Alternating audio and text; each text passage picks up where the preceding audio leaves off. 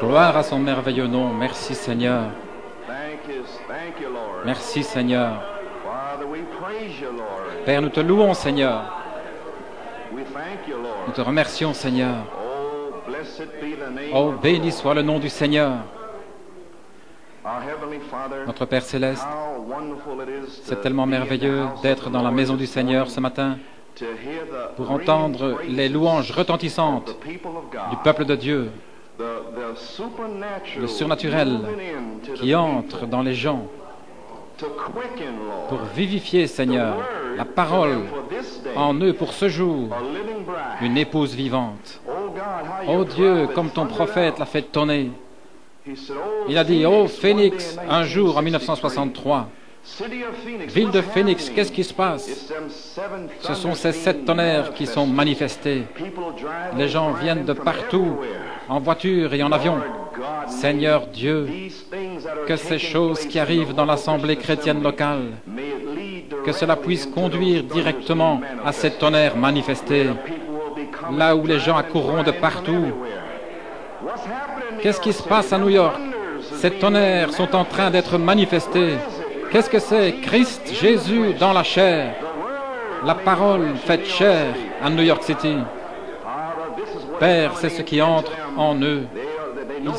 Ils savent que quelque chose se passe, Seigneur. Ça a commencé, ainsi dit le Seigneur, pour l'épouse. Et Père Céleste, que cette réalité se révèle en chacun ici, Seigneur. Ce matin, oh Dieu, que tu es ici, toi-même, ce matin.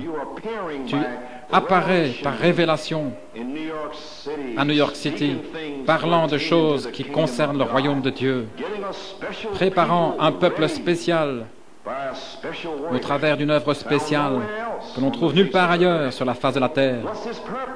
Quel est ce but, Seigneur? Faire descendre la pierre de fête.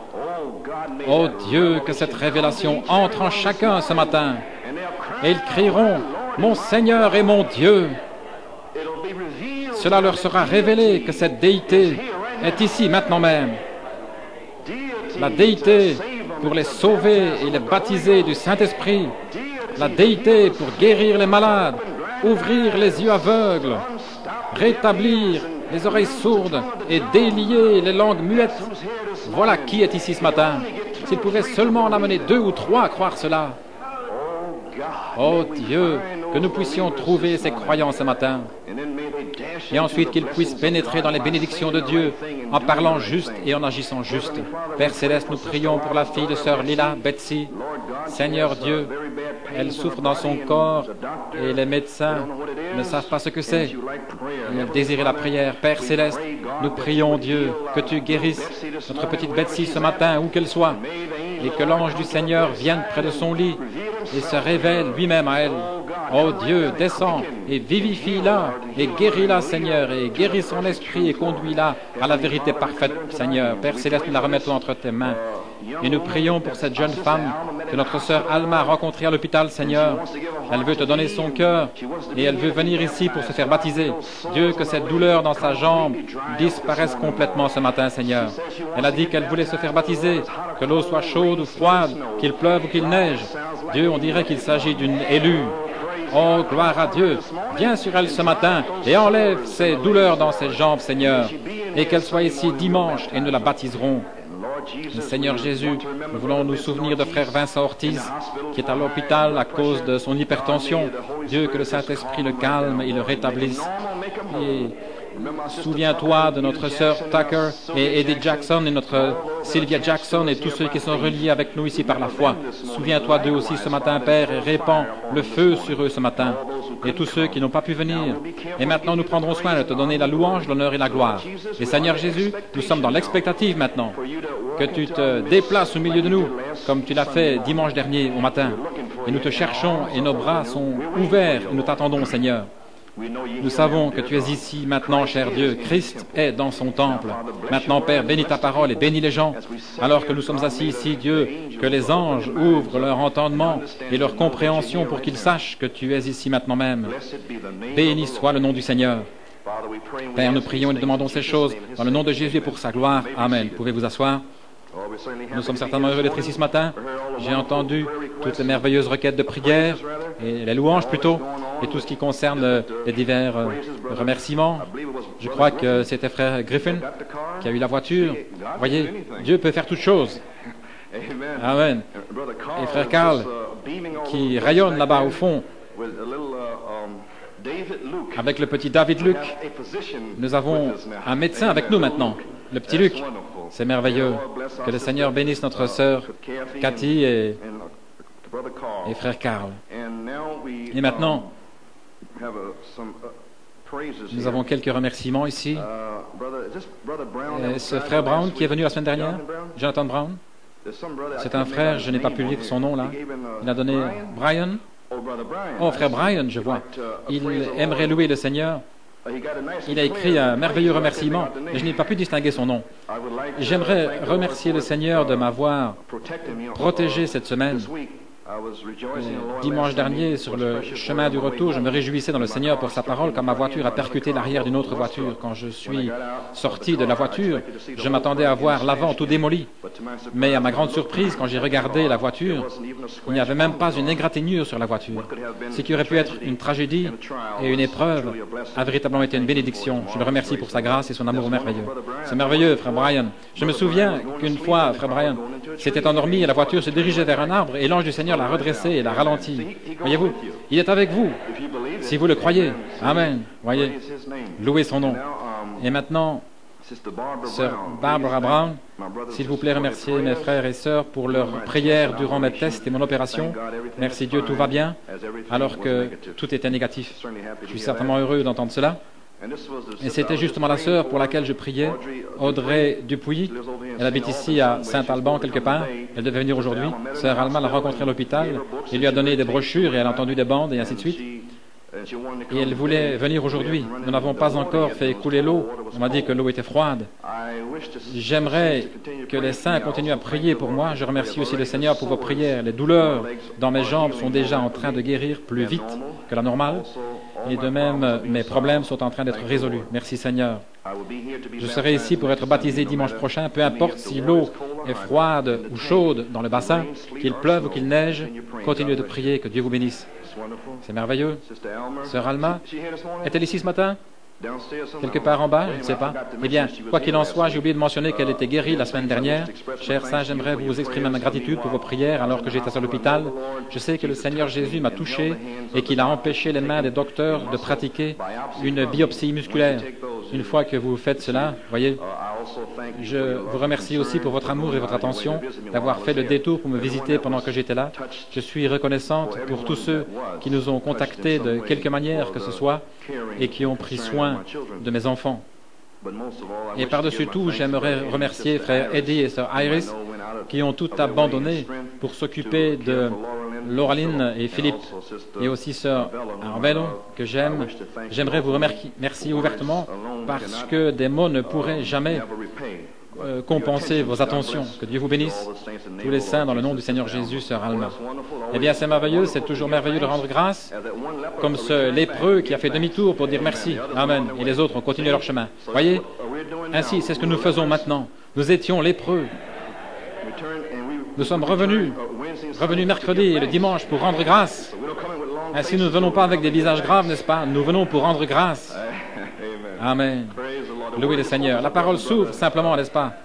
Frère Bob, amen, voyez, elle s'ouvre maintenant et nous pouvons la voir maintenant. C'est arrivé la semaine passée. Gloire au Seigneur. Maintenant, j'aimerais lire les Écritures. Eh bien, gloire à Dieu, je ne sais simplement pas ce que je vais faire ici. J'ai tout devant moi et je demande simplement au Seigneur de faire comme il le veut. Prendre mes notes ici, là, je m'attends au Saint-Esprit parce que le réveil est en route. Amen. Voyez, ça a été parlé mercredi, le réveil est en route et le Saint-Esprit a envoyé du feu là-dessus. Ainsi, nous sommes dans un réveil. Maintenant, Dieu ne peut pas réveiller, voyez-vous, quelque chose qui n'existe pas. Ainsi, la parole a été semée dans vos cœurs depuis 63, inconsciemment. Elle est entrée, et maintenant il va la réveiller. Vous serez, oh, ah, oh, c'est le réveil. Il a commencé, voyez-vous. Amen. Voyez, comme les eaux l'eau s'agite et ainsi de suite. Les ondulations viennent de l'eau qui est déjà là. N'est-ce pas juste? Vous voyez, ça fait des petites vagues. Qu'est-ce que ça fait? Les vagues, ainsi de suite, cela repousse les saletés sur les côtés. Amen. Ainsi, ayons un réveil pour enlever toutes les saletés. Amen. Sur la parole, voyez-vous. Centré sur la parole. Maintenant, allons dans Saint Jean, chapitre 20, verset 19. Levons-nous pour la lecture de la parole. Il est bon de se lever en signe de respect pour la parole.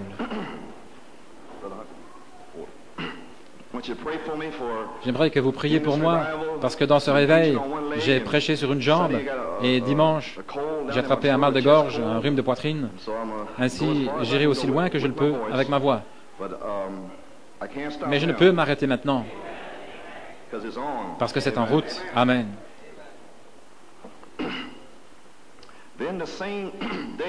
Le soir donc étant venu, ce jour-là, le premier de la semaine, et les portes du lieu où les disciples se trouvaient étaient fermées par crainte des Juifs, Jésus vint et se tint au milieu d'eux, et il leur dit, « Paix vous soit. » Ayant dit cela, il leur montra ses mains et son côté. Les disciples se réjouirent donc quand ils virent le Seigneur. Jésus donc leur dit encore, « Paix vous soit, la deuxième fois. Comme le Père m'a envoyé, moi aussi je vous envoie. » Voyez, il leur donne une commission. Voyez? Et voyez, cela n'a rien à voir du tout avec quelques craintes ici. Maintenant, c'est Dieu qui revient pour réveiller et pour vous mettre en service. Voyez? Voyez, c'est entièrement positif maintenant. Tout le négatif a été balayé, parce que nous sommes dans le positif dans ce réveil. Nous sommes ici parce qu'il nous a appelés dans les 11 dernières années pour être ici, et maintenant il va réveiller ceux qu'il a appelés. Et il va parler de choses qui concernent le royaume de Dieu et qu'ils doivent connaître. Ensuite, il va envoyer la pierre de fête et les envoyer. Amen, voyez-vous. Jésus donc leur dit encore, « Paix vous soit, comme le Père m'a envoyé, moi aussi, je vous envoie. » Mais vous devez être envoyés maintenant. Ayant dit cela, il souffla sur eux et leur dit, « Recevez l'Esprit Saint. À quiconque vous remettrez les péchés, ils seront remis, et à quiconque vous les retiendrez, ils seront retenus. » Maintenant, tout ceci est arrivé aussi au 22e verset, bien que ce soit la deuxième partie. Je le lis dans Saint Luc, la première partie, parce que nous n'avons pas pu couvrir cette partie la semaine dernière. Ainsi, nous revenons en arrière pour parler de cette partie. Tout cela est arrivé le même jour. La rémission des péchés, la soufflé sur eux pour recevoir le Saint-Esprit, l'ouverture des Écritures. Vous voyez, tout est ici. C'est pour le service maintenant. Et Jésus apparut aux disciples. Thomas était là. Thomas, l'un des 12, appelé Didyme, n'était pas avec eux lorsque Jésus vint la semaine passée. Les autres disciples lui dirent donc, « Nous avons vu le Seigneur. » Quel témoignage dimanche dernier. Pendant toute la semaine, nous avons vu le Seigneur. Mais il leur dit, à moins que... Maintenant, c'est Thomas qui parle, voyez-vous, il est ici ce matin. « Si je ne vois dans ses mains la marque des clous, et si je ne mets mon doigt dans la marque des clous, et si je ne mets ma main dans son côté, je ne croirai point. » Quelle condition pour que Thomas puisse croire? Il a besoin de voir et de faire tout cela pour pouvoir croire. Et 8 jours après, ce matin, les disciples de Jésus étaient de nouveau dans la maison, et Thomas se trouvait avec eux. Ensuite vint Jésus, les portes étaient fermées. Il se présente au milieu d'eux, il leur dit, « La paix soit avec vous. » Vous voyez, lorsque la paix arrive, elle apporte la paix. Lorsque la parole arrive, il a dit, c'est que Thomas va penser toute la semaine, dès qu'il a franchi la porte. Voyez-vous, il a dit, « Thomas, viens, mets tout de suite tes mains ici. » Voyez, avance ici ton doigt et regarde mes mains. Avance aussi ta main et mets-la dans mon côté. Et ne sois pas incrédule, mais crois. Donc il veut que l'incrédulité sorte maintenant même, voyez. Et Thomas lui répondit, « Mon Seigneur et mon Dieu. » Seigneur, Jésus lui dit, « Thomas, parce que tu m'as vu, tu as cru. Heureux ceux qui n'ont pas vu et qui ont cru. » Que Dieu ajoute la bénédiction à la lecture de sa parole. Vous pouvez vous asseoir. Oh là là. Il a dit à ce juif, Thomas, que vous êtes bien heureux de me voir, vous les juifs, mais je vais amener des gentils. Et ils n'auront pas vu, mais ils vont croire. Et quelle bénédiction sera sur eux. Mais je vais apparaître assez gentil dans les derniers jours avec un signe du Fils de l'homme. Et ils vont me voir de nouveau à travers Malachie 4. Oh là là, est-ce ouvert pour vous ce matin? Gloire au Seigneur. Donc, mon message ce matin s'intitule « La foi de la résurrection ». C'est un genre de foi différent dont nous parlons ce matin. Il y avait une foi lorsque Jésus, le Père Céleste, s'est révélé à Pierre dans Saint Matthieu 16, 18. « Qui les hommes disent-ils que je suis? Tu es le Christ, le Fils du Dieu vivant. » Voyez? Ok, c'était la parole ointe. C'était la parole pour la saison ointe. Parce que Noé était la parole et Moïse était la parole. Voyez? Ainsi Pierre vit que cet homme ici, avec un humble petit homme, était la parole pour le jour, comme chaque prophète était la parole. Mais ce que Thomas vit ici était quelque chose de différent. Il a dit « Mon Seigneur et mon Dieu ». C'est la déité. C'était la première fois que les disciples voyaient la déité. Et Thomas était celui qui l'a vu. Mais il devait faire quelque chose pour Thomas ce jour-là, pour qu'il puisse enfin voir. Pas toi, frère Tom, parce que tu as cru la semaine passée. Mais nous voulons certainement remercier et louer le Seigneur pour tout ce qui a été fait. Et maintenant, je voudrais lire, j'ai tellement de choses ici, mais je me sens conduit de vous lire ceci. Je vais juste, avez-vous du temps maintenant? Je ne vais pas avoir à me dépêcher, ça va? Vous êtes prêts à recevoir la parole? Parce que nous avons peu de temps pour exposer ces choses maintenant, vous comprenez? Ceci est un travail court et rapide ici à New York aujourd'hui. Il ne reste pas beaucoup de temps, vous voyez. Alors, saisissez-le. Amen, vous comprenez? Page 13, si vous prenez des notes. Maintenant, nous parlons de choses qui concernent le royaume de Dieu. Ainsi, relaxez-vous et relevez les volets. Amen, vous voyez? Maintenant, paragraphe 55. Et maintenant, il en est de même aujourd'hui. Il y a un seul endroit où cette mort spirituelle ne peut pas frapper, c'est la parole, voyez-vous. Bien, je vais passer ceci. La mort ne peut pas frapper la parole parce que c'est la parole vivante de Dieu. Je vais avancer un petit peu. Église, au paragraphe 58. Où que vous soyez, ce à quoi vous appartenez ne fait aucune différence. Ça ne fait aucune différence pour moi, mais il y a une chose que vous devez savoir. Vous devez être en Christ ou vous êtes mort. Vous ne pouvez pas vivre en dehors de lui. Maintenant, il est la parole. Votre Église peut être un beau bâtiment. Votre communion peut être très bien en tant qu'humain. Mais lorsque vous rejetez le corps, le sang, la parole de Jésus-Christ, vous êtes mort à la minute où vous le faites. Voyez? C'est le lieu choisi par Dieu pour l'adoration. C'est là où se trouve son nom. C'est là qu'il a choisi de mettre son nom, pas dans l'Église, mais dans le Fils Jésus-Christ. Et la page 16, paragraphe 71. Maintenant, j'étais ici et beaucoup d'entre nous étions ici en février 65, cette déclaration saisissante maintenant. Il a fait une déclaration saisissante là. Mes amis, je ne veux pas heurter vos sentiments, mais je suis responsable d'un message. Et ce message, c'est « Sortez de cette confusion ». Et si je vous demande de sortir, où vais-je vous amener? Est-ce que je vais vous amener au Branham Tabernacle? C'est aussi faux que tout le reste. Mais il y a un endroit où je peux vous amener, où vous êtes sauvés et protégés de la mort. C'est en Jésus-Christ. Le lieu pourvu par Dieu pour l'adoration, c'est l'endroit dans lequel je vous introduis ce soir, où Dieu a mis son nom, où il a promis qu'il rencontrerait chaque personne qui viendrait là. Il adorait avec lui et festoierait avec lui. C'est en Christ, pas dans une église, pas un tabernacle, mais en Christ. Il est le tabernacle de Dieu. Il est l'endroit dans lequel Dieu est venu lui-même. Il demeura en lui. Voici mon Fils bien-aimé dans lequel il me plaît de demeurer. C'est là où Dieu a tabernaclé. Amen, vous voyez. Et c'est le lieu dans lequel j'ai travaillé pour vous y amener pendant 11 années. Pas en moi, pas dans ce bâtiment, mais dans la parole. Et combien le diable a combattu cela. Il a fait penser à beaucoup d'entre vous que c'était moi, ce que je disais. Mais je disais simplement ce qu'il disait. C'est la parole de Dieu, vous voyez. Maintenant, je pose un fondement ici parce que je dois prêcher ce qu'il a dit dans ces brochures et dans cette Bible. Page 19, je vais simplement préparer les semences maintenant. Nous allons retourner à cela, paragraphe 86. Vous devriez rentrer à la maison et lire ces choses, alors le Saint-Esprit va vous les remettre en mémoire. Maintenant, nous voulons découvrir comment entrer en lui. Comment pouvons-nous entrer dans ce lieu d'adoration? 1 Corinthiens 12 nous le dit.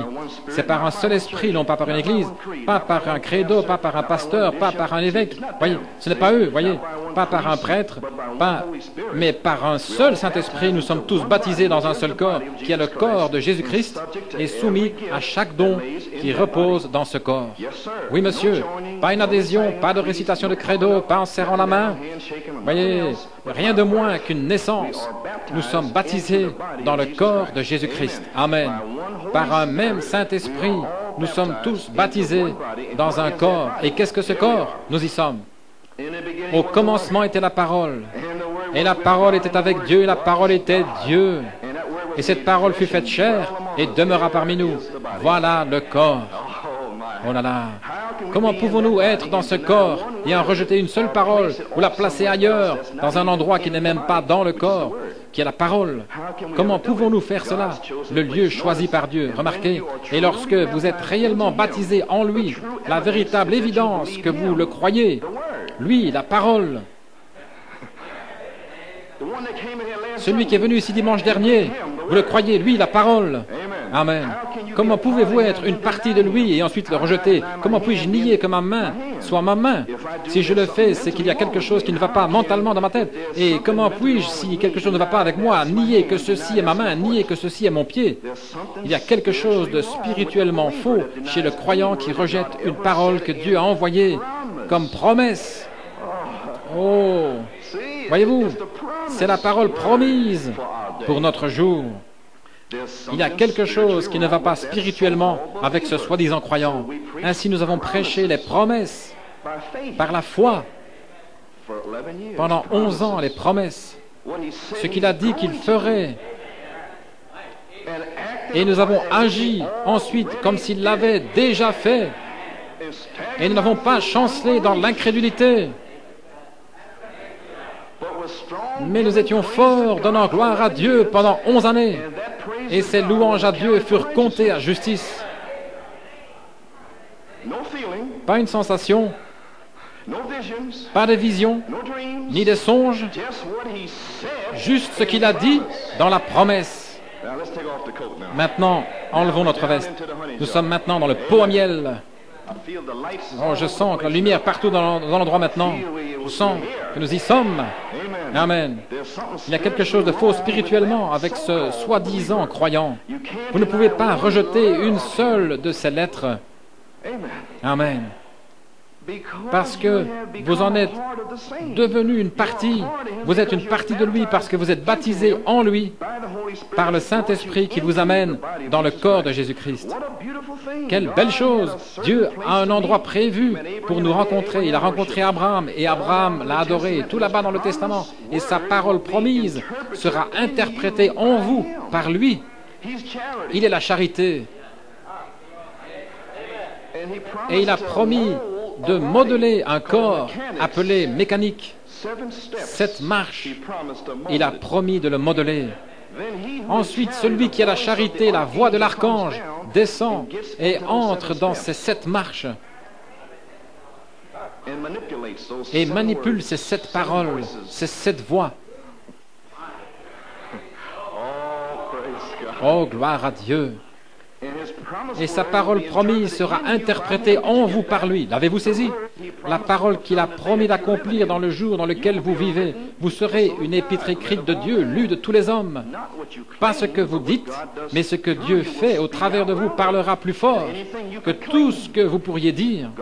Dieu a dit que ces signes suivraient ceux qui croient. Cela parle au travers de vous. Vous n'avez rien à dire. Vous n'avez pas à les dire. Je l'ai juste imaginé. Oh, je pourrais enfoncer le clou sur ce point, mais je le garde pour plus tard. Il a parlé de cet âge, ce qui serait maintenant. Les croyants de cet âge doivent croire ceci, ce qu'il a promis aujourd'hui. Juste la même chose que lorsqu'ils sont entrés dans l'arche pour être sauvés et sortis d'Égypte pour être sauvés, ils devaient entrer en Christ pour être sauvés maintenant dans la parole message, qu'il est le même hier, aujourd'hui et pour toujours. Et Malachie 4 est cette parole pour ce jour. Mais Malachie 4 a donné une promesse pour une épouse parole pour ce jour-ci, qui est 9 années plus tard. Alors cette parole doit être Hébreux 13:8, le même hier, aujourd'hui et pour toujours.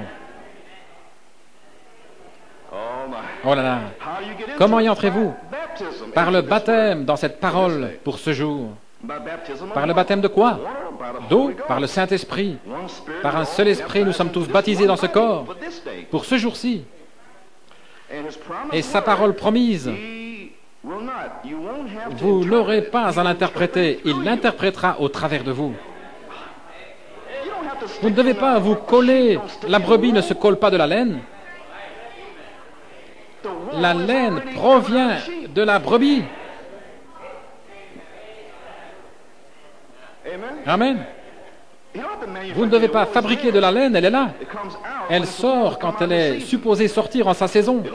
Elle sera là. Alors, la charité descendra et interprétera ces 7 marches. N'essayez pas d'interpréter ces 7 marches par votre pensée. Le Saint-Esprit est venu derrière cela mercredi et il a réprimandé. Amen. On a bien parlé, moi et mon précieux frère là-bas au fond. Le Saint-Esprit l'a fait crier pour la tempérance. Vous voyez, il ne savait pas. Il était simplement, il devait faire cela. Il a dit qu'il voulait se faire tout petit après avoir dit cela. Et nous avons eu un bon temps au téléphone, après mercredi soir. Voyez-vous, ainsi le Saint-Esprit m'a dit la semaine passée de venir après frère Hunt mercredi et de leur parler de ces endroits ombragés, parce qu'ils ne peuvent m'attirer dans ces endroits louches. Ainsi je dis, revenez à la parole avant de demander la tempérance. Amen. Et il l'a reçu. Ainsi il m'a dit qu'il est comme un taureau, voyez-vous. Nous avons eu beaucoup de taureaux qui ont chargé à New York. Aussi, quand j'ai vu le taureau, j'ai simplement pris le drapeau rouge et je l'ai levé en l'air. Les taureaux n'aiment pas les drapeaux rouges. Il a chargé, il a reniflé, j'ai dit, olé, olé. Il est revenu en chargeant à nouveau. Olé, olé. Je me suis simplement mis sur le côté et il est passé. Amen. Mais nous aimons ce taureau. Ainsi, nous allons le mettre au pâturage ici à Forest Hills. Amen. Gloire au Dieu, frère. Toute sa maison est changée. C'est une personne changée. Amen. Il est venu à la parole. Amen. Voyez-vous, c'est l'esprit correct. Il est venu à la parole. Il ne le savait pas. Il ne comprenait pas. Il vient de l'ouest, vous voyez. Là, c'est un peu le brouillard là-bas. Là, à l'ouest. À ta place, femme, assieds-toi, tais-toi. Vous voyez, ça c'est l'ouest. Jésus est un doux filtre. Il aime son épouse. Oh, amen, voyez-vous. Voilà pourquoi le mari est ici maintenant, vous savez. Vous voyez, ils ne savent pas de quoi il s'agit. Ils sont enseignés différemment dans l'ouest. Vous, les sœurs, quelques-unes, devriez aller visiter l'ouest à l'occasion et voir comment ça se passe. Amen. Maintenant, et sa parole promise, vous ne devrez pas l'interpréter. Il va l'interpréter au travers de vous, ce que vous faites et ce qu'il a promis de faire. L'Église qui le suit, la voilà, sera tellement comme lui, au point où les gens le sauront. Et vous n'aurez besoin de rien dire. Voilà un chrétien. Oh. Cela ruisselle, un chrétien avec la charité. Amen, voyez. Pierre et Jean furent interrogés après avoir guéri un homme à la porte appelée la Belle. Les sacrificateurs disaient qu'ils voyaient bien que c'étaient des gens ignorants et sans instruction, mais ils remarquaient qu'ils avaient été avec Jésus. Recevez ces 7 marches. À cause de quoi? Ils faisaient les choses qu'il faisait. Et nous ne sommes que le sarment de la vigne avec nos 7 marches. Sans lui, nous ne pouvons rien faire, sans la charité. Amen. Pierre avait tant de vertus qu'ils étaient guéris dans son ombre. Comment allez-vous avoir de la tempérance sans vertu? Si vous avez de la vertu, levez-vous et que quelqu'un soit guéri dans votre ombre. Alors, allons chercher de la foi avant de grimper sur l'échelle quelque part. Amen. Ayons la foi premièrement. Amen. Parce que si vous dites que vous avez la tempérance ou la patience, où est la vertu? La vertu est la dynamique, la puissance de guérison. La femme a touché les vêtements de Jésus et de la vertu, il s'est retourné. Et de la vertu est sortie de lui. La puissance de guérison, la dynamique est sortie. Quelle révélation! Maintenant écoutez, vous pouvez toucher Jésus ce matin. Il va se retourner et vous guérir par la foi.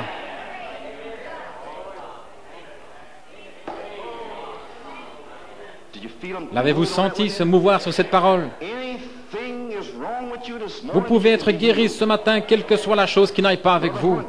Frère Hunt a attiré la vertu. Il a fait quitter cet homme, l'homme qui avait de l'asthme. Frère Hunt l'a tiré. Il a fait se retourner Jésus. Jésus a dit, qui m'a touché? Frère Branham a dit, il y a quelque chose qui ne va pas. Non, tout va bien. Frère Hunt avait tiré la vertu sur lui. Et Dieu a guéri sa sœur aussi longtemps qu'elle l'a cru. Et je l'ai dit à un frère dans l'église de Barney Camra, jeudi matin, frère Barney a dit, frère Coleman, le frère désire que vous priez pour lui.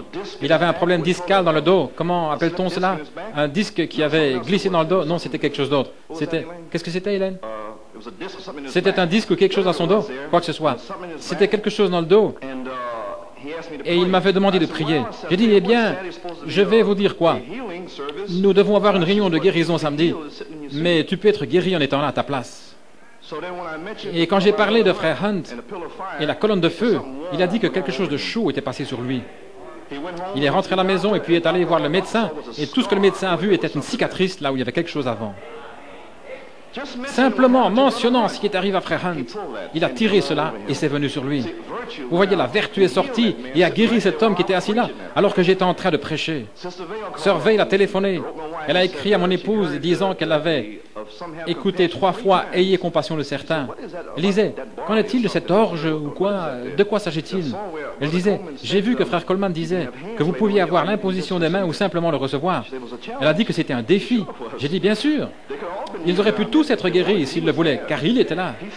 Il a tonné l'affection fraternelle dans leur cœur. Maintenant, nous devons être aux affaires du Père. Aujourd'hui, ça doit être la même chose. Maintenant, souvenez-vous, il est le même hier, aujourd'hui, éternellement. Car Dieu vous rencontre en lui, le seul endroit possible. Il y a autre chose que je désire maintenant pour ceux qui cherchent le Saint-Esprit. Voici une promesse que frère Branham a parlé ici. Et je désirais vous la lire. Je pense que c'est celle-ci. Oui, c'est juste page 27. Chaque jour, chaque soir, chaque heure, des gens qui ont été baptisés, qui se sont repentis, il attend toujours. Et si vous obéissez au commandement, vous avez la certitude, par une promesse de Dieu, si vous êtes sincère dans votre cœur, de recevoir le baptême du Saint-Esprit. Maintenant, je peux commencer. Nous y voilà. Vous êtes sûr ce matin, par une promesse de Dieu, si vous êtes sincère maintenant, pas simplement jouer dans des endroits ombragés. Et lui, il sait. Si vous dites simplement, eh bien, je suis dans le message, et si vous n'êtes pas sérieux, voilà pourquoi le Saint-Esprit leur a dit, parle-leur au sujet des endroits ombragés, parce que je ne peux rien faire pour eux. Fais-les venir dans la parole, et ils recevront le Saint-Esprit. Vous voyez, ne comprenez-vous pas ce que c'était, les amis?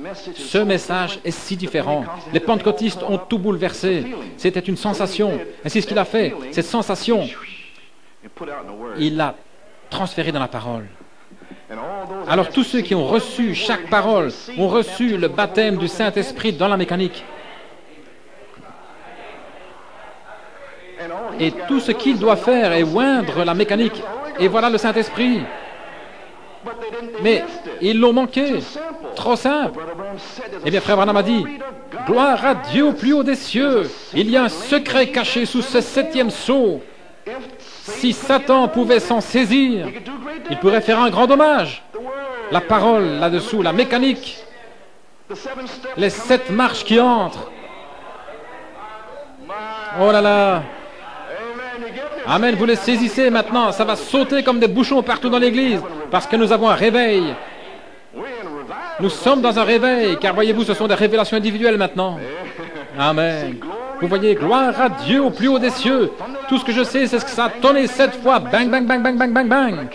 Mais je ne peux rien dire à ce sujet. Si le diable s'en saisissait.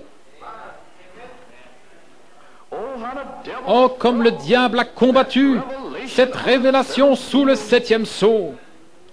La parole. Oh, amen, voyez-vous. Oh, gloire à Dieu, c'est si merveilleux ici ce matin. Je ne sais même pas où aller maintenant. J'ai lu cela. Oui, monsieur, une promesse. Je crois que je vais simplement vous exposer ces promesses. Le sceau de Pâques, parce que je veux que vous sachiez réellement ce que vous cherchez. Le sceau de Pâques, page 19. Je pense que j'ai ici quelque part. Oui, monsieur, oui, madame. Page 19. Le Saint-Esprit aujourd'hui, c'est vous maintenant. Il cherche des cœurs honnêtes partout dans le New Jersey, Connecticut et aux alentours qui vont croire ce message. Tout ce qui a été promis dans la Bible est pour ce croyant. Ainsi, le Saint-Esprit a cherché pendant 9 années afin de trouver des gens et les amener ici sans le Saint-Esprit et qui croient qu'il va leur donner le Saint-Esprit. C'est tout ce qu'il vous a demandé. Il ne vous a pas demandé de faire des efforts pour vous imaginer. Il vous a juste demandé de croire que vous allez recevoir le Saint-Esprit. Vous êtes assis ici par votre foi et vous croyez que vous allez le recevoir. C'est tout ce qu'il vous a demandé de faire. Il a dit, honnête, je vais le relire. Le Saint-Esprit, qui est-il? La parole. Malachie 4, condensé dans un homme. Amen, voyez-vous. Et il avait un signe pour prouver que c'était lui qui était ici. Il disait les secrets des cœurs, il prophétisait des choses à venir, il guérissait les malades, il parlait, il créait. Il a même créé un os dans la mâchoire de Sir Lawson, afin que nous sachions ici à New York City qu'il était en train de créer et que nous ne devions pas chercher quelque chose d'autre plus loin sur la route. Il était déjà en train de le faire à New York. Quel signe est venu pour faire Hunting moi-même? Ainsi, en 65, il pouvait aller à l'ouest, au sud, au nord. Je ne m'en souciais pas, je savais qu'il était ici. Quel signe! Il s'est levé et nous a fait signe au revoir à New York. Mais j'ai déjà créé une cellule de sang dans la mâchoire de Sir Lawson. Ainsi, ne recherchez pas toutes ces choses bizarres qui volent partout. Amen. Je voulais même donner une photo où Malachie 4 montait avec 3 chevaux. Il s'en va. Un manteau va retomber, saisissez-le. Ce manteau est la foi, la vertu, la connaissance, la tempérance. Amen. La patience, la piété, l'affection fraternelle, c'est le manteau. Alors enveloppez-vous-en, venez au Jourdain et restez-y. Où est le Dieu d'Élie? Que la charité tombe sur ma mécanique. Nous y sommes. Gloire à Dieu. Amen, frère Bob. Oh mon gars, il a mis du feu là-dessus. Oui, monsieur. Tout ce qui a été promis dans la Bible est pour ce croyant-là. Et quand vous l'acceptez dans la plénitude, lorsque vous acceptez la charité déjà en vous dans sa plénitude, je l'ai maintenant. Je ne sens pas. Je l'ai. Je l'ai. Je l'ai. Quand vous l'acceptez dans sa plénitude, les 8 marches de la foi à la charité, quand vous acceptez cela, contenu dans le message parole de la foi, pour vous restaurer à leur foi. Nous allons voir ce matin ce qu'est cette foi. Quand vous l'acceptez dans sa plénitude, alors Dieu sait que vous allez le faire. Il vous donne le titre de propriété pour que vous le fassiez. Alors chaque promesse qui est faite est en votre possession et le Saint-Esprit doit vous le vivifier. Oh là là, quelle sorte de gens devrions-nous être? Comment c'est merveilleux de voir le grand Saint-Esprit de Dieu, la parole, ici pour accomplir cette puissance. Pensez-y. Voici ce que je cherche ce matin, ou n'importe quel jour. Quand nous verrons un groupe de gens, à la même page là au bas, le Saint-Esprit lui-même, voyez-vous, le Saint-Esprit lui-même, souvenez-vous, Luther a fait un chemin pour que le Saint-Esprit descende dans la sanctification. Wesley a fait un chemin pour que le Saint-Esprit descende dans le baptême du Saint-Esprit et les dons. Et les pentecôtistes ont fait un chemin pour que le Saint-Esprit lui-même descende au travers de Malachie 4 et donne des promesses à des cœurs honnêtes qui allaient le croire et l'accepter dans sa plénitude. Chaque promesse. Et voici ce qu'il a fait. Le Saint-Esprit lui-même est ici pour témoigner de cette heure. Jésus l'a dit, il est le même hier, aujourd'hui et pour toujours. Les œuvres que je fais, vous les ferez aussi. Saint Jean 14, 12. Ces signes accompagneront ceux qui croient. C'est l'assurance, la vertu. Maintenant, nous avons eu la foi la semaine passée, n'est-ce pas? Quand nous verrons un groupe de gens assis ensemble comme ce matin et que ces signes se manifestent, et je m'attends à ce que cela éclate ici ce matin, c'est l'assurance que le titre de propriété est là pour confirmer que c'est la propriété de Dieu. Oh là là! Oh, n'est-ce pas quelque chose? Pensez-y simplement, d'un jour à l'autre maintenant, il va commencer à manifester des signes et des prodiges. Alors ces signes et prodiges seront l'assurance pour vous qu'il est ici dans ce réveil, prêt à vous réclamer comme sa propriété. Amen. Voyez? Et c'est ce qu'il veut faire. 19, 29, oui. Avez-vous saisi cela, les amis?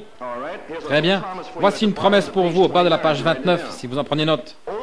Oh, les enfants, marchez dans ce baptême du Saint-Esprit. La parole. Marchez dans la parole, partout au-dessus et autour de vous. Vous savez, comme un petit enfant, vous allez dans la 42e rue quelque part, toutes les choses à l'étalage, les lumières et les jouets, entrez là. Et je désire ceci, je désire cela, je veux ceci et ces choses-ci, ces choses-là. Vous voyez ce que je veux dire maintenant? Amen. Je désire tout ce qu'il y a dans la Bible. Gloire au Seigneur. Ô enfants, entrez dans ce baptême du Saint-Esprit. Entrez et croyez-le de tout votre cœur. Dieu vous remplira. Je ne peux rien dire de plus, c'est une promesse de la Bible. Vous y voilà? Amen. Gloire à Dieu. Ainsi, nous voyons maintenant. Avons-nous une vision ouverte ce matin, n'est-ce pas juste? Gloire à Dieu. Maintenant, tu désires lire quelque chose d'autre? Je ferai aussi bien de continuer ici. Le Saint-Esprit dit, continue à lire. Ok, parce que je vois que vous êtes vivifiés ici. Amen, voyez-vous. Maintenant, à la page 17, vous êtes conduits par l'Esprit pour vous vivifier la parole, vous qui êtes des croyants. La parole continue d'être vivifiée alors que vous traversez le premier membre. Ce sont ceux avec le Saint-Esprit, vous voyez, vivifie, vivifie, vivifie, vivifie.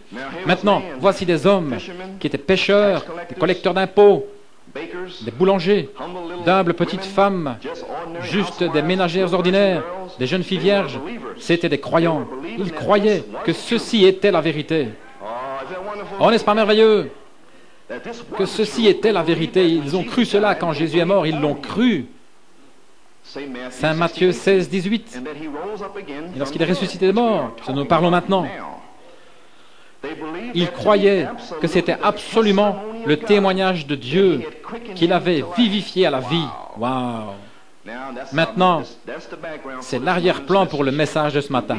Croyons-nous que les 7 sceaux sont le témoignage de Dieu? Que Malachie 4 et toutes les promesses sont le témoignage de Dieu pour notre génération? Eh bien, nous y voici, des collecteurs d'impôts, toutes sortes de gens assis ici ce matin. Nous croyons absolument que ceci est le témoignage de Dieu. 7 tonnerres, 7 sceaux sont le témoignage de Dieu. Eh bien, nous y sommes maintenant même. Laissons Dieu nous ramener ici maintenant. Car je vous ai dit un jour, je crois que c'était l'année passée, que lorsque nous sommes dans un livre, le livre peut vous ramener en 1920, vous amener dans le futur, en 1986, vous vous amenez ici maintenant même. Maintenant, retournons au jour de la Pentecôte. Nous sommes dans l'Esprit, la parole. Amen, voyez. Ils croyaient que c'était absolument le témoignage de Dieu, qu'il l'avait vivifié. Et alors, si nous croyons qu'il a vivifié Malachie 4 à la vie, amen. Et nous devrions aussi croire qu'en Géorgie, quelque chose a été vivifié également. Oh, je viens de faire glisser quelque chose sur vous. Maintenant, ils vont pouvoir aller recevoir leur titre de propriété le jour de la Pentecôte. Ne vous inquiétez pas, n'essayez pas de vous imaginer le titre de propriété maintenant. Non, savez-vous ce qu'est le titre de propriété? C'est l'acte notarié. C'est lorsque le titre de propriété est certifié libre de toute hypothèque. Ils sont montés là-haut pour recevoir leur titre de propriété. Ils furent vivifiés. Et quelle émotion! Ils ont acheté le pays par la foi. Il avait été acheté pour eux, ils l'ont reçu. Voyez-vous. Maintenant, qu'est-ce que ça a fait? Cela a ôté toute crainte. Il n'est pas étonnant que Jésus a dit, ne craignez pas, je suis celui qui était mort et qui est vivant pour toujours. Cela a ôté toute crainte. Mais lorsqu'ils sont montés à la Pentecôte, là, ils reçurent la puissance vivifiante, la puissance qui les a rendus vivants. Maintenant, c'est là où je pense que vous, les presbytériens, les frères méthodistes, vous recevez potentiellement en croyant au Seigneur Jésus-Christ. Mais le titre de propriété n'est pas encore venu. C'est la certification de l'acte. Et Dieu a donné une promesse à Abraham, et Abraham a cru Dieu, et cela lui fut imputé à justice. Il vous a donné une promesse de Malachie 4, et cela vous est imputé à justice. Amen. Mais cela doit être certifié maintenant. Mais il a scellé l'alliance par le sceau de la circoncision. Dieu vous a donné une promesse potentiellement que vous allez le recevoir. Amen. Et vous allez ressusciter, ce corps va être glorifié avec lui au temps de la fin.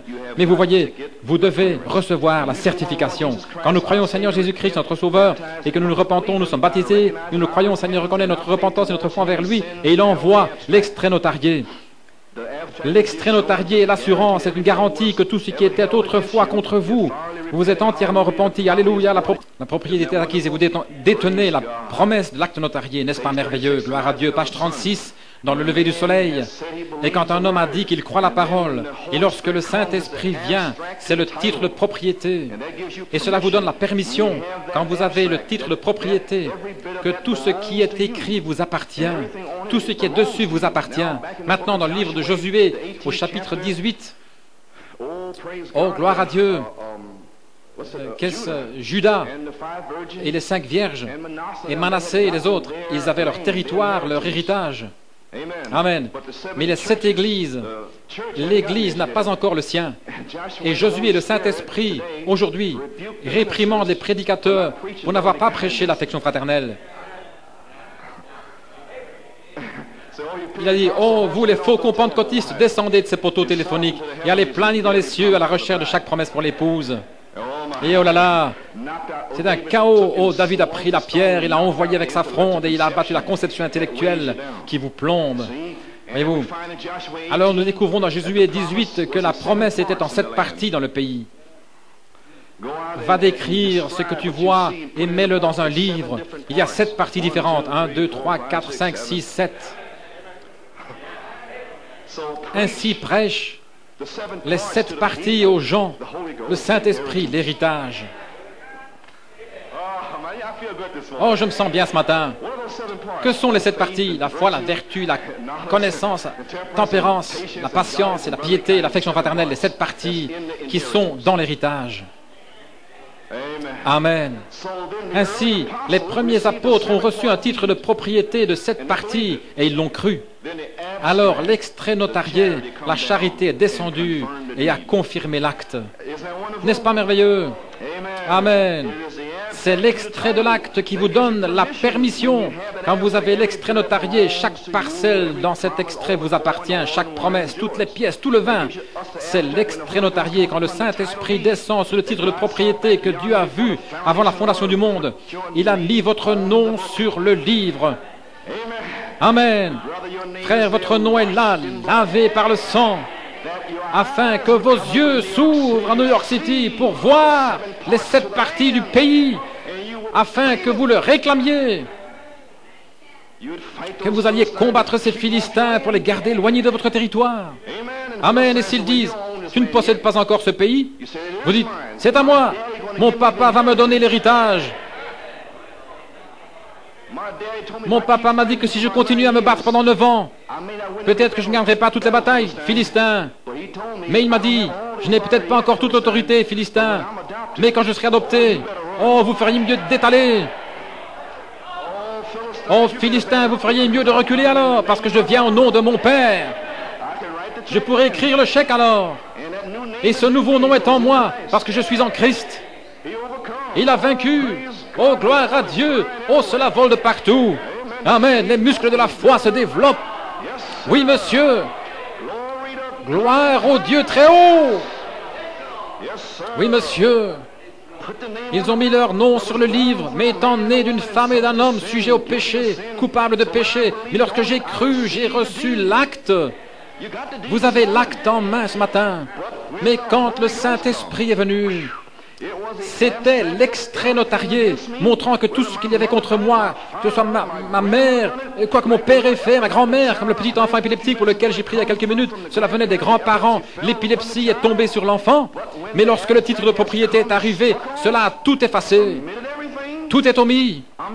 Je suis détenteur du titre de propriété, amen, et aussi sûr que l'Esprit qui a ressuscité Christ des morts. J'ai un titre de propriété certifiant que je fais partie de ce corps, avec le titre de propriété du Saint-Esprit faisant vivre ce corps parole exactement comme il l'a fait en lui et comme il l'a promis dans les derniers jours. Tous mes péchés sont effacés, tous vos péchés sont effacés par le sang de Jésus-Christ, et le Saint-Esprit est venu comme un titre de propriété. L'intitulé de l'acte, oh, pensez-y seulement ce matin. Si le titre de propriété voulait descendre dans l'assurance, l'épilepsie sur notre petite sœur ici, gloire à Dieu, elle serait liquidée. Sors Satan dans le nom de Jésus-Christ. J'ai des vainqueurs à New York qui croient finalement, qui se sont frayés un chemin. Le titre de propriété est ici ce matin pour certifier les actes. Oh, Seigneur, j'ai été mes yeux aveugles, l'épilepsie, sourd et muet. Tout cela est balayé. Le titre de propriété ôté tout. Mon épouse ici, elle a un passage des Écritures personnelles. Il n'y avait pas de péché dans la vie de ses parents ou dans la sienne. Elle a reçu Saint Jean 9. Ainsi, elle sait cela. Les Juifs ne diraient-ils pas, eh bien, peut-être quelque chose est-il arrivé dans votre vie? Non, rien n'est arrivé, non, non. Dieu lui a donné personnellement Saint Jean 9, laissez-moi vous le dire. S'il y a des Juifs ici ce matin, et comme Jésus passait par là, il vit un homme qui était aveugle depuis sa naissance, et ses disciples lui demandèrent, Maître, qui a péché? Vous voyez ces vieux Juifs? Cet homme ou ses parents, afin qu'il naisse aveugle? Et Jésus répondit, cet homme n'a pas péché, ni ses parents, mais c'est afin que les œuvres de Dieu soient manifestées en lui. Voilà ce qu'elle a. Gloire à Dieu. Souvenez-vous l'année passée, le Saint-Esprit m'a dit au mont Camelback, il y a des Juifs ici. Et lorsque les Juifs sortent, Thomas, il entre et se manifeste afin que Dieu soit glorifié. Si nous pouvons faire sortir tout l'esprit juif d'ici ce matin, vous verrez la gloire de Dieu qui va entrer ici ce matin. Oui, monsieur, amen. À présent, nous avons une vision ouverte. Nous voyons ici dans Saint Luc 24. Voilà, nous circulons dans les Écritures, n'est-ce pas? Nous prenons simplement les brochures de la parole parlée dans la Bible et nous laissons le Saint-Esprit s'exprimer directement dans la parole. Amen. Gloire à Dieu. Oui, monsieur. Saint Luc 24, la semaine passée, nous avons vu qu'ils étaient terrifiés à la vue de Jésus marchant sur les eaux. Ils avaient peur, pensant que c'était un fantôme. Oh, pendant 11 ans, les gens ont été terrifiés par la parole, effrayés. Voyez-vous, parce que vous êtes méchants, vous êtes durs. Qui est là? Est-ce que c'est un esprit? Qui est là? Frère Coleman, où est la parole? Qui est là? J'ai peur. Vous êtes trop méchants, trop durs. Vous êtes effrayés, terrifiés. Waouh! Mais il est venu ici la semaine passée. Il a dit que la paix soit avec vous. Ce n'est pas frère Coleman, c'est moi. J'essaie de vous purifier afin que vous puissiez avoir le titre de propriété. Peur de la parole pendant toutes ces années. Mais la semaine passée, j'ai vu des gens traverser ces rideaux, déchirer les rideaux de la volonté propre. Laissez l'arche entrer. Oui, monsieur. Maintenant, revenons en arrière et reprenons là où nous étions la semaine dernière pour en arriver là, aujourd'hui, à mon titre. Avançons maintenant. Mon titre est la résurrection de la foi de la résurrection. C'est une autre sorte de foi maintenant. Il y avait la foi, tu es le Christ, c'était avant sa mort.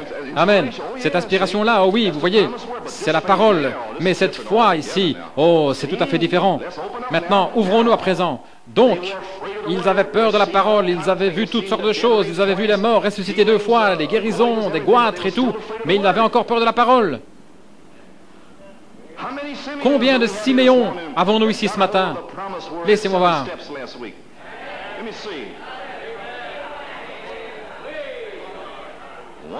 Merveilleux. Et qui ont senti la réalité de la présence de Christ. Gloire au Seigneur. Et ils l'ont vu. Et maintenant, ils savent que c'est lui. Et qui sont partis dans la paix. Que la paix soit avec vous. Voilà pourquoi il vous a dit cela. Alors, cette semaine, voilà maintenant, reprenons-la maintenant. Pendant la semaine, vous avez eu un témoignage comme groupe maintenant. Que nous, le groupe, nous avons vu le Seigneur. Quel témoignage! Nous avons vu le Seigneur. Oui, monsieur, il nous est apparu au travers des murs. Nous avons vu le Seigneur. C'est un témoignage de groupe, c'est un témoignage d'un groupe spécial maintenant. Oh, ouvrons-nous maintenant. Remarquez, Jésus était déjà apparu pendant la journée. Il était apparu à Marie-Madeleine. Il était apparu aux femmes qui revenaient du sépulcre avec le message angélique, voyez, comme ce message du 7e ange. Et alors, il était aussi apparu à Pierre l'après-midi. Mais aussi, quatrièmement, Saint Luc 24, 13 à 35. Il était apparu aux 2 disciples sur le chemin d'Emmaüs. C'est ici que nous voulons dire quelque chose. Saisissez-le bien maintenant. Saint Luc 24, 13 à 35, parce que je veux y arriver. Écrivez-le simplement, voilà. Après avoir vérifié, le Saint-Esprit m'a dit de parcourir mon petit carnet bleu et de vérifier tous les messages que Frère Branham a prêchés lorsque leurs yeux furent ouverts. Et je l'ai vérifié et j'ai découvert qu'il avait prêché 3 fois. À Tulare et en Californie, au Beaumont, Texas, le 12 mars 64 et à Tampa en Floride le 16 avril 64, il a prêché ce même message lorsque leurs yeux furent ouverts.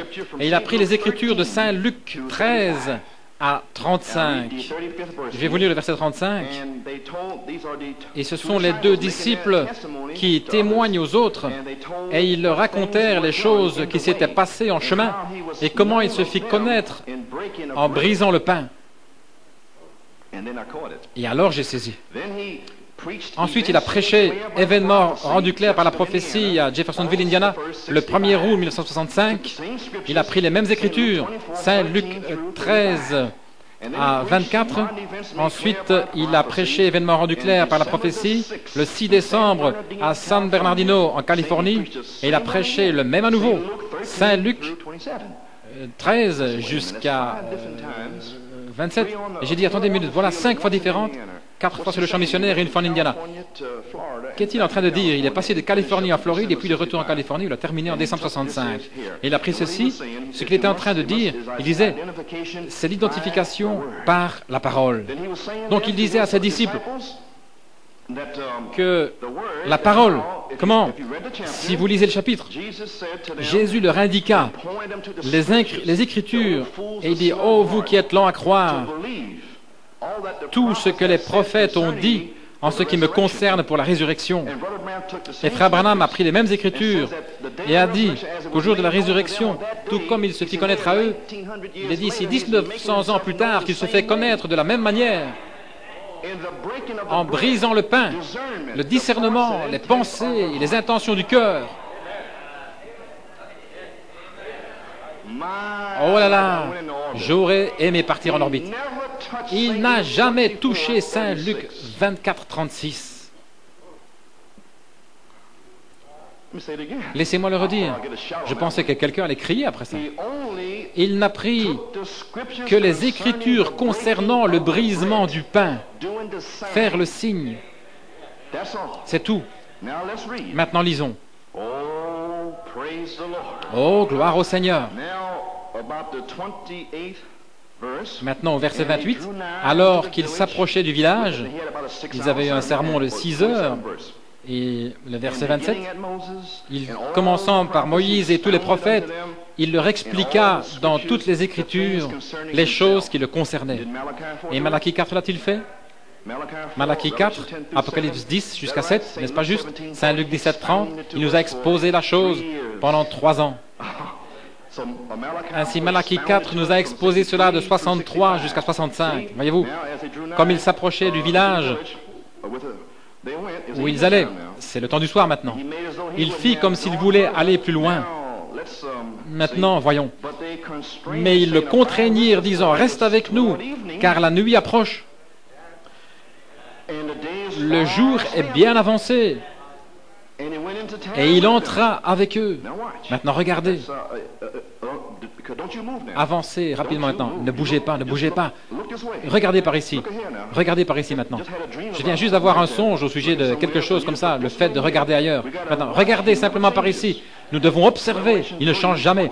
Apocalypse 3, 20. Voici, je me tiens à la porte et je frappe. Si quelqu'un, un individu, entend ma voix et ouvre la porte, j'entrerai chez lui et je souperai avec lui et lui avec moi. Revenons-y. Et maintenant, comme il s'approchait, il fit comme s'il voulait aller plus loin.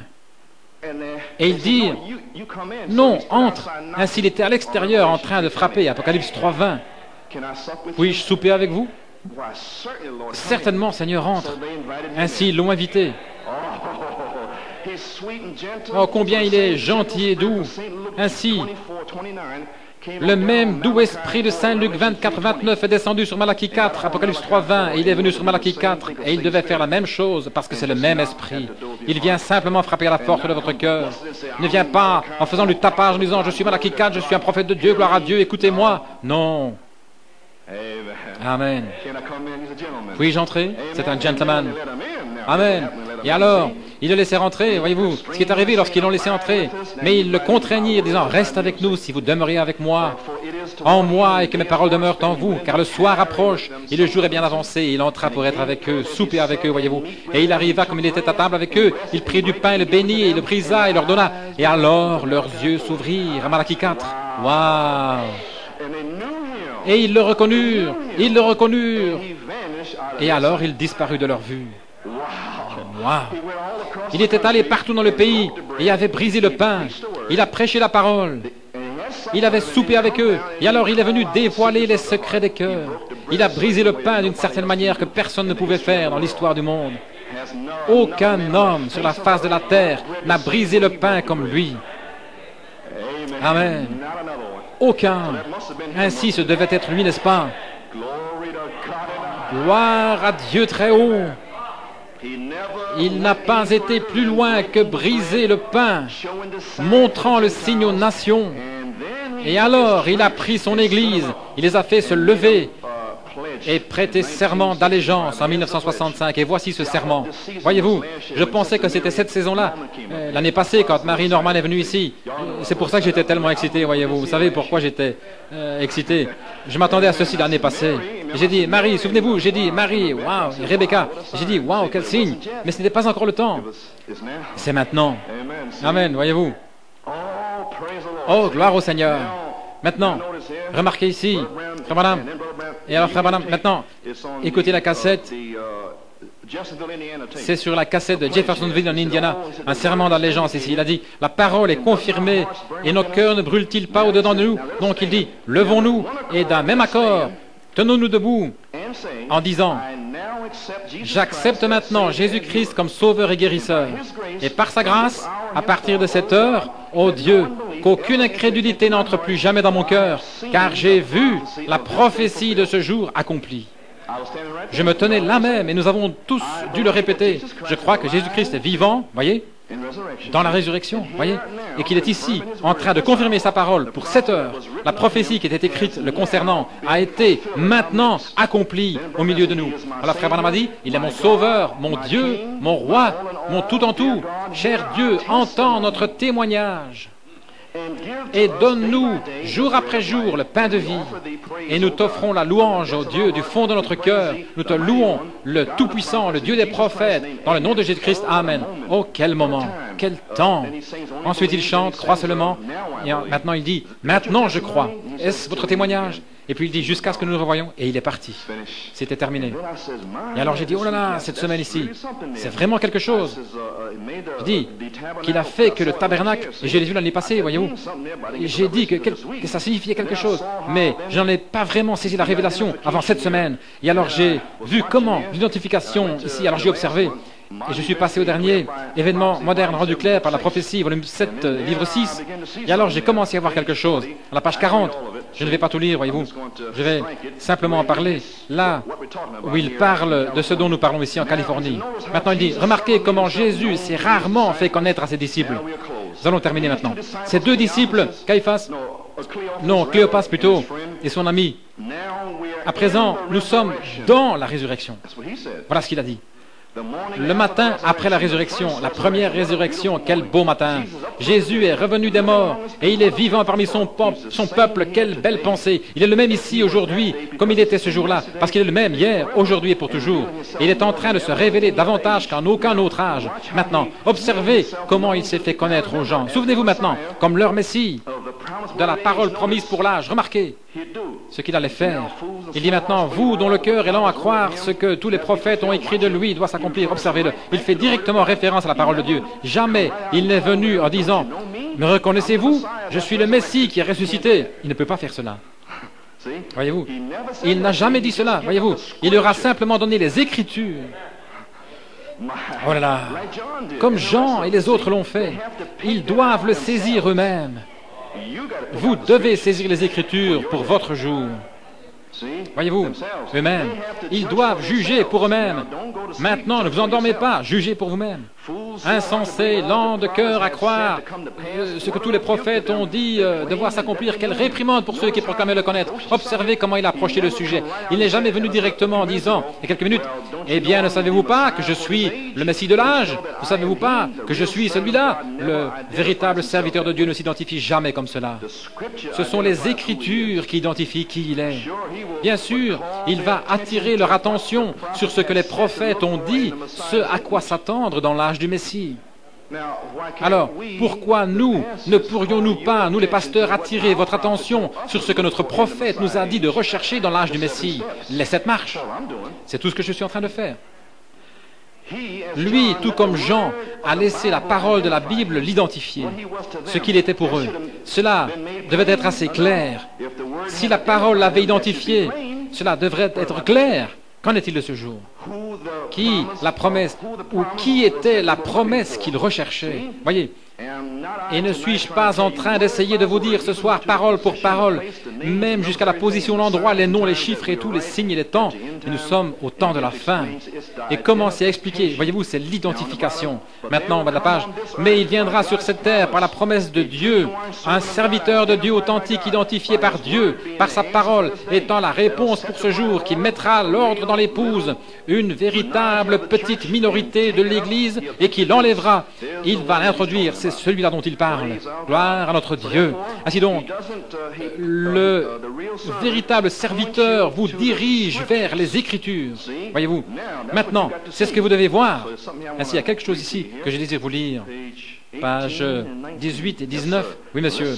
Maintenant, touchons ce point pendant quelques minutes. La même brochure. Maintenant, prenons ceci. Remarquez, page 18, paragraphe 100. Remarquez, nous voyons des gens aujourd'hui qui ne peuvent tout simplement pas le croire. Même des gens remplis de l'Esprit. Je vais vous dire quelque chose qui va vous étouffer. Le baptême du Saint-Esprit ne signifie pas que vous y entrerez. Pas du tout sur cette base. Ça n'a rien à voir avec votre âme. C'est le baptême, voyez-vous. Voici l'âme à l'intérieur. Et c'est ce qui doit venir de Dieu. Mais alors, à l'extérieur, vous avez 5 sens pour contacter votre demeure terrestre. À l'intérieur, vous avez un esprit. Et là, vous avez la conscience, l'imagination, la mémoire et l'affection, le raisonnement. Correct? Et ainsi de suite. 5 connexions vers cet esprit. Souvenez-vous, dans cet esprit, vous pouvez être baptisé de l'authentique esprit de Dieu et tout de même être perdu. Si c'est un vie, c'est qu'elle était ordonnée par Dieu. Ensuite, il parle de Caïphe et ainsi de suite.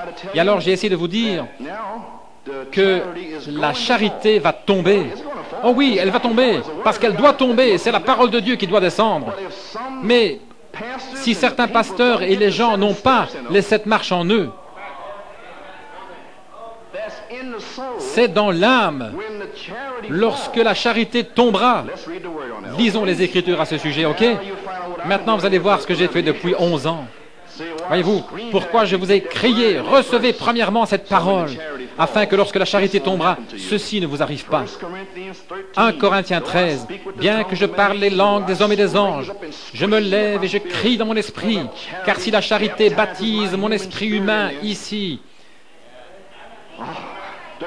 la nuée remplit mon âme, le lieu saint. Les pains de proposition et les prières, je puis prier comme un guerrier de la prière dans l'esprit. Je me lève et parle en langue, et j'exprime des choses que je ne connais même pas. Par la charité. Vous me saisissez maintenant? Amen. Et si je n'ai pas la charité, je suis comme un airain qui résonne ou une cymbale retentissante, un gong sonore. Et bien que j'ai le don de prophétie, je discerne les choses divines, et que je comprenne tous les mystères, les 7 sceaux, les 7 tonnerres, bien que je connaisse tous les mystères, je sais ce que sont les 7 tonnerres. Amen, c'est puissant maintenant. Et que j'ai toute la connaissance du Fils de Dieu, Éphésiens 4, 13. Oui, monsieur. Wow. Amen. C'est la parole. Et même si j'ai toute la foi, Saint Marc 11, 23, déplacer les montagnes, parler la parole, même si je peux faire cela, même si j'ai les tonnerres, la connaissance de Dieu depuis les secrets du conseil de la divinité, même si je peux parler la parole pour déplacer des montagnes, c'est Saint Marc 11, n'est-ce pas? Et si je n'ai pas la charité, je ne suis rien, je suis inutile, ce n'est rien du tout. Mais si je peux trouver un groupe spécial qui recevra ces 7 marches par révélation, ce qui est mon caractère, ma nature, c'est la charité, c'est moi en cette partie. Alors mon esprit qui va tomber dans leurs esprits humains, Les 7 ajouts vont s'épanouir et éclater dans leur cœur. Il y a une semence là. Alors le Saint-Esprit sera dans le cœur, pas seulement dans l'esprit.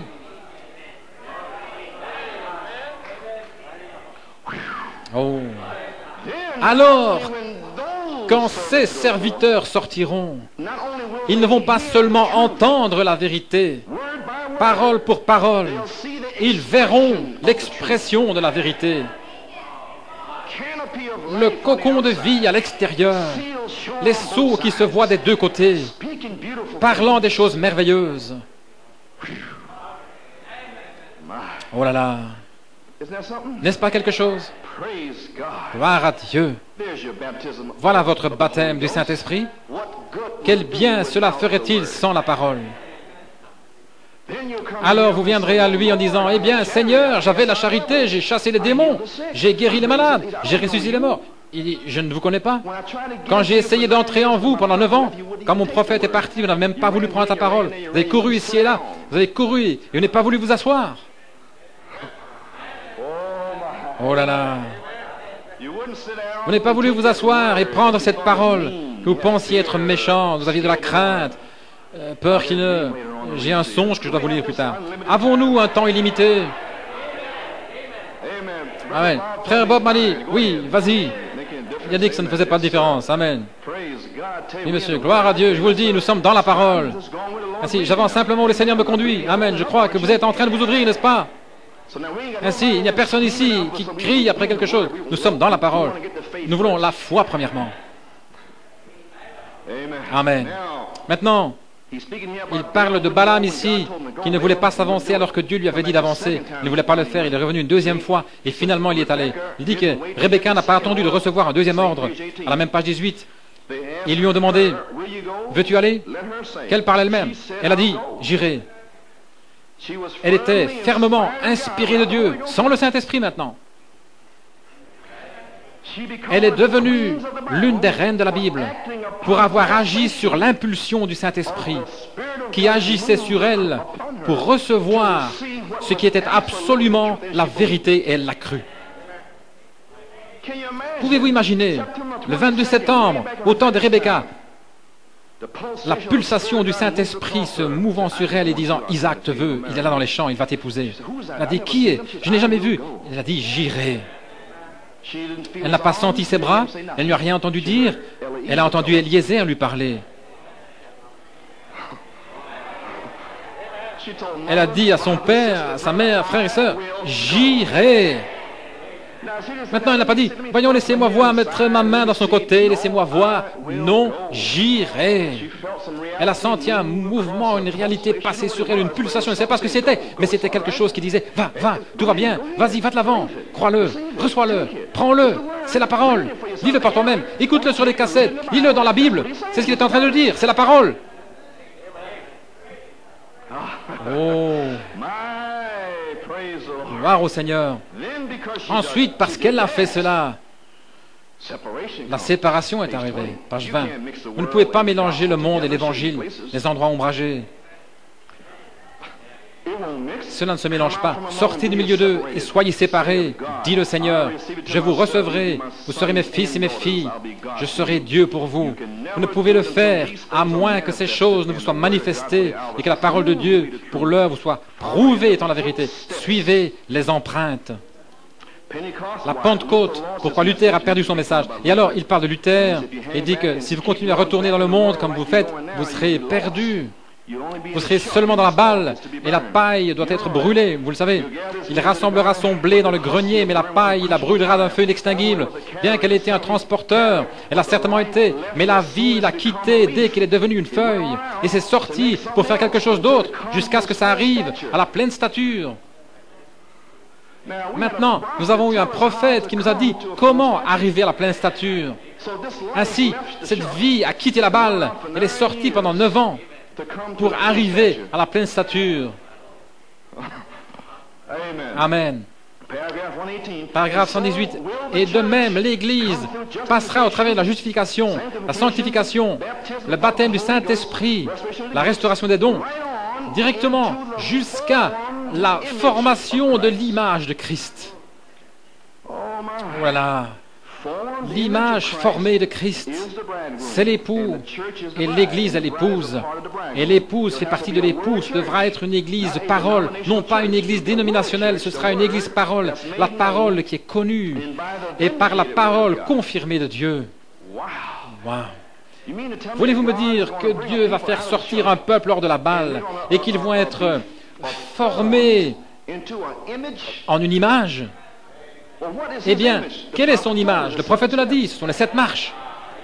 Voulez-vous dire qu'ils vont sortir et être formés dans la foi et la vertu et la patience et la connaissance et la tempérance et la patience et la piété et l'affection fraternelle, et ensuite elles seront formées enceintes d'environ 9 mois?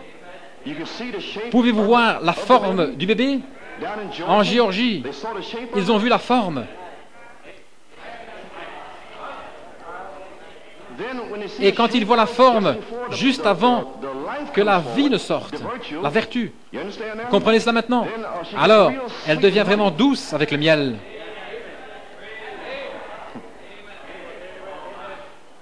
Le miel vient tout autour d'elle et les frères le voient. Ils commencent à le prêcher dans tout le pays. À Trinidad, à Porto Rico, le frère Garcia, il a pris le miel. Le miel, le miel, le miel, le miel, tout le monde le miel, le miel, le miel. Voyez-vous, il vient une naissance, une naissance, une naissance, une naissance, une naissance. Et le miel est ici depuis longtemps. Quelle révélation! Voulez-vous me dire que là-bas, c'était la forme? Bien sûr, les gens savent que quelque chose est arrivé, ils ne le comprennent pas. Oh là là! Frère Nino parlait à un frère là-bas en Caroline du Sud et il disait, j'entends que rien n'a été dit à ce sujet, vous savez.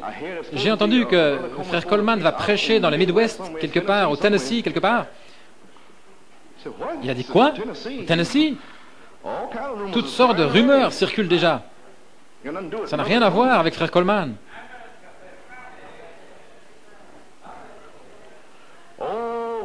Oh, nous sommes dans la chambre haute. Mais quand c'est arrivé à l'extérieur, 3000 âmes étaient rassemblées là, des gens pieux. Oh, combien j'aime Jésus! Le réveil a commencé ici. Amen. J'espère que vous saisissez. Voyez-vous, vous ne pouvez pas sortir et dire que vous l'avez. Vous devez juste en parler et le prendre par les Écritures. Maintenant, nous sommes dans les Écritures. Amen. Maintenant, gloire au Seigneur, voyez, allons-y. Maintenant, la maturité, l'identification est par la parole. Et la maturité, sa maturité sera une identification avec son Seigneur par le moyen de la parole. Voyez? Maintenant, la Géorgie, qu'est-ce que c'était? C'était un signe de maturité. Je n'ai pas cela, les amis. Ainsi, ceci vous placera là-bas. Je crois que chaque personne née du Saint-Esprit a ajouté ces choses. Je crois que je les ai ajoutées par révélation au travers des épreuves et des tentations. Le jour où j'ai reçu le Saint-Esprit, c'était une petite semence dans mon cœur. Cela continuait à pousser, à boire de l'eau. Ma foi a abreuvé cette semence dans mon cœur. Ensuite, j'ai entendu Dieu en 1964. Et ce que c'était la perfection. Alors Dieu a commencé à ajouter les 7 marches là-dedans. Voyez, mais je ne peux rien faire tant que la charité n'est pas venue. Ainsi, je suis dans le même bateau que vous ce matin. Je n'ai même pas encore la vertu comme cela. Je l'ai seulement au travers de l'autorité qu'il m'a donnée, et je le crois. Il m'a donné la vertu. J'ai vu les morts ressusciter à 2 reprises. J'ai vu de nombreuses personnes être guéries. C'était lui, c'était la vertu. C'était pas moi. Je continuais simplement à ajouter. Et je ne savais pas. Vous avez la même promesse maintenant. Parce que lorsque la charité tombera, elle ne va pas seulement nous réemplir du Saint-Esprit, moi et ceux-là, comme je donnais l'exemple tout à l'heure, Sœur Coleman, Sœur Madeleine et Frère Nino, je l'ai fait exprès. Je voulais vous donner 3 autres personnes qui se tenaient à mes côtés. Parce que vous attendez à ce que les prédicateurs l'aient, mais je parle de 3 personnes qui sont assises là quelque part. C'est pour cela que je l'ai fait. Il se trouve que je connais ces personnes et que j'ai examiné leur vie. Je suis allé vers eux et je les ai mis en lambeaux et ils ont aimé chaque minute. Je ne pouvais pas faire cela avec n'importe qui. Je suis allé chez eux, je me suis assis et frère Nino, il a dit, nettoie-moi. Et frère, oh, j'ai été dur avec lui. Demandez-leur. Pas une seule fois, frère Nino et sœur Madeleine n'ont rechigné devant une parole que j'ai pu leur dire. Pas une seule fois. Frère Nino, gloire à Dieu, c'est lui qui nous a libérés en 64. Comment pourrais-je oublier sa foi? Lorsqu'on était confronté à cet esprit là-bas à Brooklyn, et le frère est venu, un prédicateur s'est avancé, il a dit, eh bien, vous savez, je suis comme frère Branham, et frère Hunt, et frère Coleman, on dirait des Africains, vous savez, parce qu'ils ont la foi des Africains. C'est la seule différence. Frère Nino est allé, il est venu me dire cela. Il est retourné, il a dit au frère, je lui ai dit ce que tu as dit. Il a dit, eh bien, frère, c'est certainement le péché. Ne veux-tu pas te débarrasser de cela? Voilà le Saint-Esprit. Ainsi, je sais qu'il a le Saint-Esprit. Dès qu'il a entendu la malédiction, le péché, il a parlé à l'homme face à face et il lui a dit, il est allé dire à cet homme qu'il me l'avait dit. Il a dit, je l'ai dit à frère Coleman, maintenant tu peux être libre. Et alors le voilà qui vient. Il devait se repentir pour ce qu'il avait dit à mon sujet. C'était en 64. Ce petit serviteur de Dieu, frère, oui monsieur, lui et sa femme, ils ont tenu ferme au travers de toutes les épreuves. Maintenant, Dieu l'a placé là pour faire ce qu'il veut qu'il fasse, juste devant vous. Ce n'est pas moi, c'est ce qu'ils ont fait. Ils ont ajouté. Ils ont une vie ici. Ainsi, Dieu voit une vie. Il veut juste tout ce dont ils ont besoin, c'est que la charité descende. Il y a d'autres ici qui ont aussi beaucoup de... Il se trouve que j'ai mentionné ces deux personnes que j'ai vues, vous comprenez? Ils comprennent. Le Saint-Esprit m'a dit de dire ces choses pour voir cet esprit de jalousie quitter cet endroit. Et je crois qu'il est parti. Gloire à Dieu. Vous savez pourquoi? Parce que vous allez avoir le vôtre aussi. Vous comprenez enfin cela? Leur petit garçon Timothée, là, il est ici quelque part aujourd'hui. Amen, frère Timothée, est-il là? Oui, monsieur, il est là-bas. Gloire au Seigneur. Et nous avons prié pour lui et j'ai dit, je veux te voir à l'église dimanche, levez les mains. Il est ici aujourd'hui. Le diable ne peut pas le tuer. Oui, monsieur, il est en train d'être purifié aussi, vous savez. Il a une petite semence. Amen. Gloire à Dieu. Et nous chassons ces esprits d'ici. Vous ne pouvez même pas parler au sujet du Saint-Esprit. Je peux vous poser une question. Quand j'étais à la Pentecôte, si vous ne vous leviez pas tous les soirs, et si vous ne disiez pas que vous étiez rempli de l'Esprit de Dieu et que vous parliez en langue selon que l'Esprit vous donnait d'exprimer, ils pensaient que quelque chose n'allait pas avec vous. Maintenant, revenons au message, vous feriez mieux de ne pas vous lever tous les soirs. Vous feriez mieux de ne rien dire sur le Saint-Esprit. Vous êtes juste supposé dire la parole. Eh bien, le diable aussi dit la parole. Et il cite les Écritures, il les a citées à Jésus-Christ lui-même. Mais il est aussi écrit. Ainsi, pendant 11 ans, on ne pouvait même pas parler du Saint-Esprit. Mais on peut en parler maintenant. Oui, monsieur. Ainsi, le Saint-Esprit a dit, dis-le. Eh bien, j'ai dit, bien Seigneur, je le dirai. Je dis que c'était la chose la plus facile que je pouvais dire quand j'ai mentionné ces deux-là. C'était une bénédiction de le dire. J'ai dit, oubliez ça, c'est une bénédiction pour moi de dire cela. Pas de bégaiement ni rien, dis-le simplement, gloire au Seigneur. Oui, monsieur. Maintenant, un signe de maturité est donc survenu en Géorgie. Oui, monsieur, l'affection fraternelle, le miel. L'épouse est prête, enceinte pendant 9 mois, amen. Elle est prête maintenant pour que la douceur vienne autour d'elle, le miel est ici maintenant. Oui, monsieur, sondez les Écritures, parce qu'en elles vous pensez avoir la vie éternelle, et ce sont elles qui témoignent de moi. Oui, monsieur. Maintenant, frère Branham a fait la promesse à son tabernacle, voyez-vous. Il leur a fait prêter serment d'allégeance. Allons un peu plus loin. Terminons ici. Quel temps ici maintenant? Qu'est-il arrivé? Le 22 septembre, ici, dimanche dernier, le premier dimanche, Saint-Luc 24, l'identification doit être par la parole. Voyez, l'identification avec le Seigneur doit être par le moyen de la parole. La seule manière pour nous d'être identifiés dans la résurrection, c'est de prêcher la parole. Et par la foi, je me suis avancé dimanche dernier et j'ai pris la résurrection. Par la foi maintenant. J'ai dit, Seigneur, ceci doit être la saison. J'ai cherché cela, il le sait. En 65, 68, 1970, la nouvelle année, nous avons jeûné et prié. Vous vous souvenez, je recherchais ces 10-là. Ah oui, je les ai recherchés l'été dernier. Ce n'était pas encore la saison. J'ai dit, eh bien, ceci doit être la saison. C'est la 9e année. Ainsi, je vais continuer. Amen. Oui, monsieur, nous y sommes. Maintenant, les yeux individuels étaient ouverts aux Écritures. Quelles Écritures? Apocalypse 17, Saint Luc 17, 30, Saint Luc 24, 13 à 35. Nos yeux individuels sur le chemin d'Emmaüs se sont ouverts et nous avons dit, viens souper avec nous pendant 9 ans. Amen. Maintenant, le 22 septembre, Il a même fait prêter serment d'allégeance à son tabernacle que nous avons vu le Seigneur.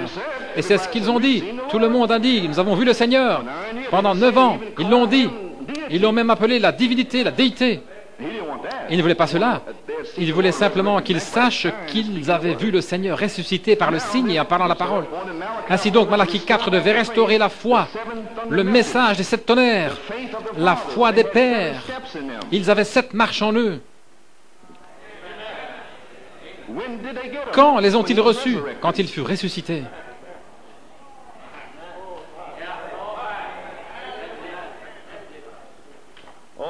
Voilà là. Je crois que cela commence à entrer. Le messager du temps de la fin, page 32. Découvre-le maintenant. Nous ne voulons pas parler de ce que nous ne connaissons pas, voyez-vous. Eh bien, je dirais simplement ceci. Souvenez-vous, page 31, paragraphe 225, le messager du temps de la fin, le messager du temps de la fin. Il ramènerait l'Église à la parole. Dieu, posons un fondement pour cela avant d'y arriver, avant qu'il vienne. Posons une fondation, des pierres taillées. Soyons prêts à nous tenir épaule contre épaule. Maintenant, souvenez-vous, cet autre devait restaurer la foi des enfants, de retour à la foi des pères, la Bible originelle dont je parle ici ce matin. La Bible originelle. Que le prédicateur vienne à la chair et lise ceci, la Bible originelle. Et quand, dans la page 33, parlez au sujet du Saint-Esprit, et lorsque vous êtes baptisé dans le Saint-Esprit et que vous dites que vous avez le Saint-Esprit, et ensuite vous niez la parole de Dieu, vous dites que vous croyez et recevez le Saint-Esprit, et ensuite niez que la parole est vraie, alors comment cela peut-il être le Saint-Esprit, alors qu'il est celui qui a écrit la Bible? Le Saint-Esprit nierait-il sa propre parole? J'ai eu tort, tu as raison. Non, ce n'est pas Dieu. Non, monsieur, une épée tranchante. Seigneur, envoie-nous un grand message, c'est ce que nous recherchons. Ensuite, bien sûr, lorsqu'il vient pour fixer ses pierres, il est taillé pour la construction. Quelle construction? La construction de la pyramide. Que va-t-il arriver? Beaucoup d'entre eux ne passeront pas le test de la parole. Ils aimeront leur organisation plus qu'ils n'aiment la parole de Dieu, bien que cette parole soit confirmée par cet homme. Il sera un prophète qui viendra dans le nom du Seigneur. Et souvenez-vous, quand la parole de Dieu est prêchée, Dieu est obligé envers cette parole, et il la confirmera. Page 34, sondez les Écritures, car en elles vous pensez avoir la vie éternelle, et ce sont elles qui témoignent de moi.